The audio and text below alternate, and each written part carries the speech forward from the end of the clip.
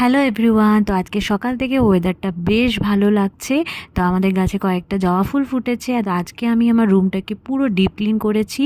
আর আজকে রান্না হবে হচ্ছে আলু, লাউয়ের শাক আর ডগা দিয়ে পোস্তের তরকারি। তো তেলের মধ্যে কালো জিরে দিয়ে দিয়েছি, এখন লাউয়ের শাক, ডগা, আলু দিয়ে দিলাম, এখন হলুদের গুঁড়ো দিয়ে দিলাম, এখন একটু ভাজবো ভালোভাবে।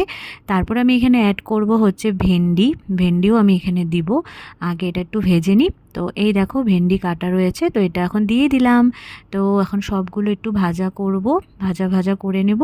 এরপরে আমি পোস্ত লঙ্কা দিয়ে বেটে রেখেছিলাম সেটা দিয়ে দিলাম। তো আর এখন গুঁড়া লঙ্কা দিচ্ছি, আর এটা ভালোভাবে আমি কষিয়ে নেব। তো এখন অল্প জল দিয়ে নুন দিয়ে ঢেকে রাখলাম। আর এখানে করলা ভাজা, আর এই দেখো তরকারিটা আমার রেডি।